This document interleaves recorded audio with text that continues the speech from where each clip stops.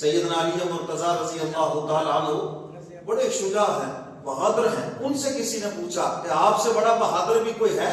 فرمایا ہاں، میرے سے بڑے بہادر ابو بکر صدیق ہیں. فرمایا جس دن حضور علیہ الصلوۃ والسلام نے اعلانیہ لوگوں کو اللہ کی وحدانیت کی طرف بلایا اور کفار مکہ حضور پر ٹوٹ پڑے، سیدنا صدیق اکبر رضی اللہ تعالیٰ عنہ بھاگتے ہوئے آئے اور یہ اعلان فرما رہے تھے اتقتلون رجلا ان یقول ربی اللہ، آپ ان کو اس لیے قتل کر رہے ہو یہ کہتے ہیں کہ میرا رب اللہ ہے، صرف یہی جرم ہے. سیدنا صدیق اکبر رضی اللہ تعالیٰ عنہ نے حضور کے دشمنوں کا مقابلہ کیا اور حضور علیہ الصلوۃ والسلام کو چھڑایا ان سے. کافروں نے حضور کو چھوڑا اور سیدنا صدیق اکبر پر ظلم و ستم کے پہاڑ توڑ دیے. تمہاری وجہ سے یہ سارا مسئلہ ہے، اگر تم ان کی سپورٹ نہ کرتے تو آج یہ دن نہ ہمیں دیکھنا پڑتا. کفر بھی یہ سمجھتا تھا تم اگر ان کی سپورٹ نہ کرتے.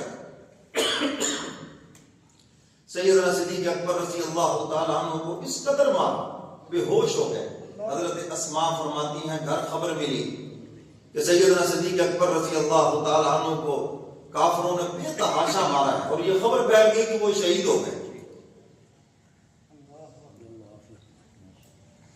کہتی میں حضرت ابو بکر صدیق رضی اللہ تعالیٰ عنہ کی والدہ کے ساتھ اپنے والد کے پاس پہنچی اور میں نے دیکھا کہ ابا جان بے ہوش ہے. میں نے ابا کے سر پہ ہاتھ پھیرا تو سر کے بال اکھڑ کر میرے ہاتھ میں آ گئے.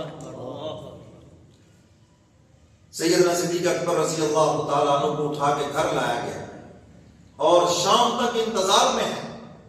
جب آپ کو شام کو ہوش آئی تو پہلا جملہ زبان کے اوپر آیا کہ حضور کا کیا حال ہے. برادری کے لوگ ناراض ہو کے اٹھ کے چلے گئے. لوگ جن کے لیے اتنی مار کھائی، اتنی تکلیف برداشت کی، ہوش آنے کے بعد انہی کا نام لیا.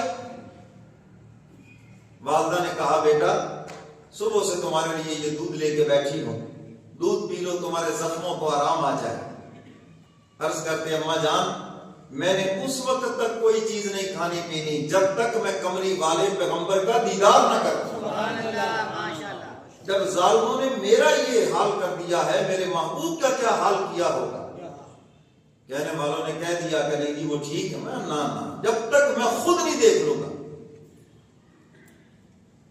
سیدنا فاروق اعظم رضی اللہ تعالیٰ عنہ کی بہن ساتھ کھڑی تھی، ان سے پوچھا انہوں نے تو انہوں نے ان کی والدہ کی طرف اشارہ کیا کہ یہ مسلمان نہیں ہے، ابھی اسلام قبول نہیں کیا. تو انہوں نے کہا والدہ سے نہ ڈریں، اطمینان رکھیں، آپ بتائیں مجھے. انہوں نے بتایا کہ دار ارقم میں حضور تشریف فرما ہے. سیدنا صدیق اکبر کا یہ کتنا بڑا احساس ہے. 4 نسلیں جن کی مسلمان ہیں، یعنی والدین مسلمان ہوئے، خود مسلمان ہیں، دوتے پوتے سارے کے سارے صحابی رسول ہیں، مسلمان ہیں. کتنی بڑی فضیلت ہے ان کی.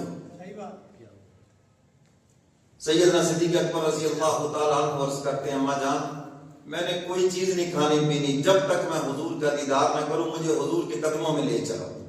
اب زخمی ہیں، ایک ہاتھ اماں کے کندھے پہ، ایک ہاتھ ام جمیل کے کندھے پہ اور پاؤں گھسڑتے جا رہے ہیں اور پوری دنیا کو یہ پیغام دے رہے ہیں جو ہوتا ہے عاشق وہ جاتا ہے در پر نبی کو وہ گھر گھر بلاتا نہیں ہے. عاشق زخمی بھی ہو جائے خود چل کر جاتا ہے، بڑوں کو بلاتا نہیں ہے بلکہ خود چل کر نبی کے قدموں میں جاتا ہے.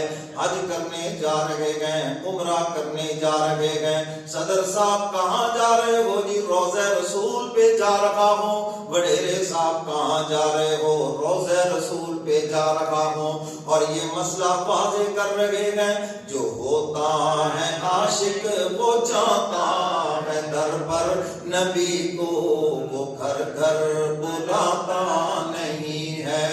نبیوں نے توحید ہم کو سکھائی، جسم اپنا پتھروں سے زخمی کرا کر وہ کہتے تھے لوگوں پڑھو لا الہ، وہ کہتے تھے لوگوں پڑھو لا الہ، خدا کے سوا کوئی داتا نہیں ہے.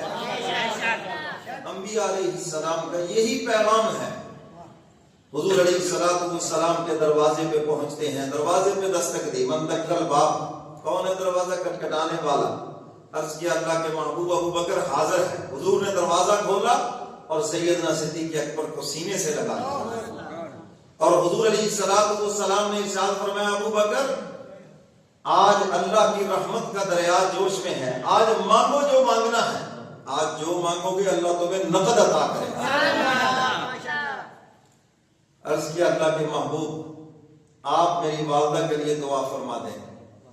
اللہ نے جس طرح میرے اوپر فضل فرمایا، مجھے ایمان کی دولت عطا فرمائی، اللہ میری بوڑھی والدہ پہ رحم کھا جائے اور انہیں بھی ایمان کی دولت عطا فرمائے۔ ماں باپ